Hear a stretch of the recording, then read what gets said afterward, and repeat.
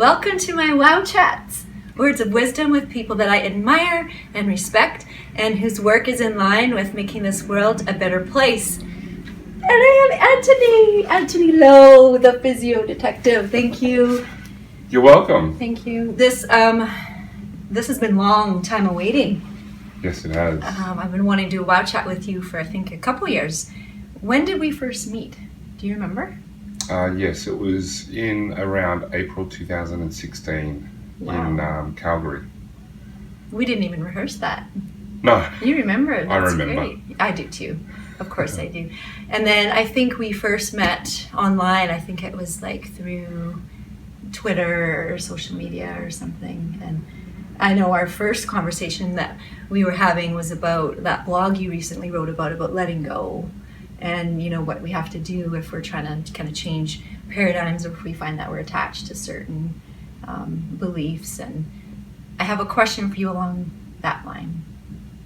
As a teacher, as an educator, how do you reconcile when you are in the midst of your beliefs being challenged and you're learning not just new concepts here and there, but I mean like a large transition, and you're in the midst of teaching. You know, you're touring around, you've got courses, you have your course manuals. And for me, when I'm teaching, you know, maybe a 3-day course, it's a little easier because you have 3 days and you can kind of talk about it. But if you're teaching a 4-hour workshop or you're presenting for an hour, do you have any tips, anything to share with those of us who are trying to teach and we're in the midst of shifting and we're confused, and how do you reconcile that as a teacher?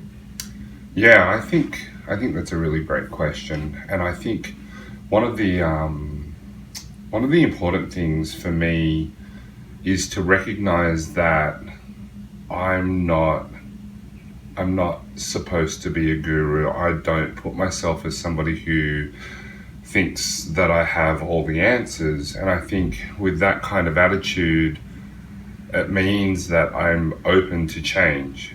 It means that when I say it today, it might be different tomorrow, and there'll be good reasons why. And so then that way you don't hold on too tight, you know. And so when you're in the midst of upheaval, and this just happened for me yesterday. I visited Linda McLean's lab in Ottawa, and we were playing with one of the participants on the course is doing a project and has an intravaginal pressure sensor. So she went and popped it in, and then we were able to see the live trace of pressure as she was doing different things. And it just so happens that she knows how to do CrossFit-y type stuff. So we looked at things like burpees and carrying somebody and doing a handstand push-up and doing all sorts of things like that. And so now I'm in the midst, poor Jenny knows, I'm in the midst of reevaluating, well, what's my story to explain why what I do works? And what's the story around prolapse and symptoms and pressure and all these sorts of things, you know, incontinence. And ultimately, I think I would feel like my world was unstable. My foundations would be unstable if I felt like I had to have all the answers. But I see it as extremely exciting right now because there's somewhere to go and something to challenge, and now we have to string together more ideas and take in more angles of thought. And so for me, when, you know, I'm up to version 5.2 of the course, and this thing has evolved. Version 4 happened in April of this year, May this year. So, you know, that's quick evolution. Yeah, there's been quite a number of rewrites. Nearly every tour has a rewrite, a minor one or a major one. Mm-hmm.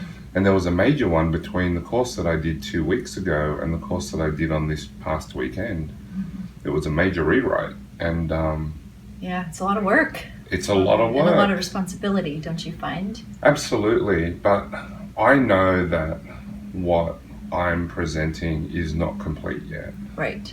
And so... Do you think it ever will be? Like you said, yet. Like, do you think it will ever be complete?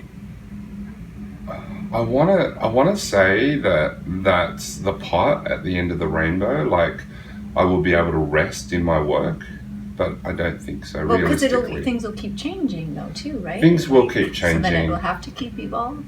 It will always evolve. I know deep in my heart that it will always evolve, but it's evolving not because of the content. It's actually evolving because I want to maximize the experience of each participant. So for me, I know the content. I've got enough content for 3 courses on my course, right?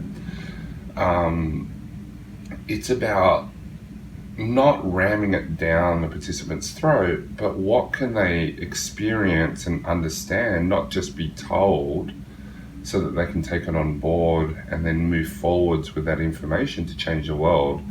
And I've had some great encouraging emails and the Facebook support group that I have for them afterwards.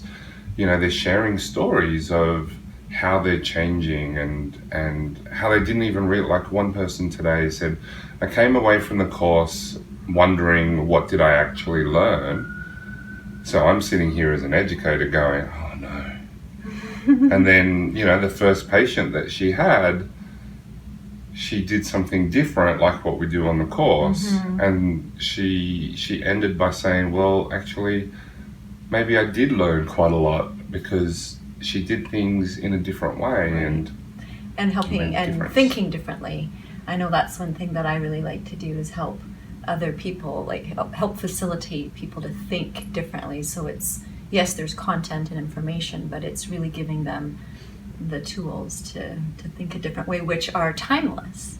Yeah. So then maybe we can rest once the tools are given on how to think differently. Yeah, and my course is very concept based. Right. Right? Yeah. It's not a checklist of this is what you must do and let's take you through what that means. It's very much here are the concepts and here's how that applies in this situation. And let's practice it in this situation and let's practice it in this situation, so that over and over you try to get this idea. And I need to do a better job of framing that so that people can come onto the course understanding that we're applying these concepts to a female athlete, but really these concepts can be used everywhere. Yes. Like the patient that she saw had pain and was a male, and I took pain out of the course, and it's about female athletes, about pelvic floor dysfunction, and she still was able to take the concepts and make it work. Absolutely. Which makes me so happy, right? Like that's exactly what I want to happen. Yeah. Great. So then words of wisdom for people who are educators, which you don't have to be a course provider, but just anyone who's teaching, maybe even teaching your patients, teaching your children, like just globally, sort of what would be your words of wisdom, or maybe even just a word, like a quality that somebody might need in order to reconcile this, concept of learning and evolving at the same time, simultaneously, as you're teaching. What would be your words of wisdom for people trying to do that, or maybe a quality that you think people may need to have in order to do that? Does that... Yeah, absolutely. I struggled there with explaining that, but you get what I'm asking. I do get what you mean, so what would you say to people who are trying to reconcile those things? I think if I've gained any wisdom at all over the years, I think being vulnerable is key. Yes. And being vulnerable in many different ways. So it's okay to tell the patient that you don't know. It's okay not to have all the answers. It's okay to want to learn more and still be educating. You don't have to have everything before you start teaching. And it's okay to be wrong. Like, it's okay to be wrong, because there are, every single one of you has had a story, and I know you've had a story at least 100 times, 1,000 times, where there have been people whose lives you have changed, and you look back and they say, my God, Shelly, you've changed my life. Nobody has been able to help me but you. You're the first person that could help me, right? And this happens to everybody if they've been in the game long enough. And if everybody is having this experience, it can't be about the level of knowledge that we have. I've seen first year graduates, student physios have this experience, Right. which means that it can't be about knowledge and experience. It has to be about human connection. And you have to be vulnerable to that, right? It's about this. Yeah. And we can fool ourselves into thinking that it's all about our technical knowledge, but it's not about the technical knowledge. It's about human interaction, human connection. It's about being available, being present, being compassionate, and being able to truly interact and work together towards the goals. And I think that vulnerability is a thing. Like, I went from being, that shit hot manual therapist type to... Were you? Oh, yeah. I didn't know you before. I just know you as this I know. amazing, compassionate teddy bear. I didn't know you in those days. No, I'd like to talk to someone who knew you back then, if they would attest to that. Yeah. I was that kind of guy. And I was good at what I did. Like, but I realized that I couldn't help everybody, so I had to work out why. And eventually, you can only blame other people for so long, right? You have to turn it in on yourself. And so I did. And so hopefully, I'm a better therapist today than I was 10 years ago.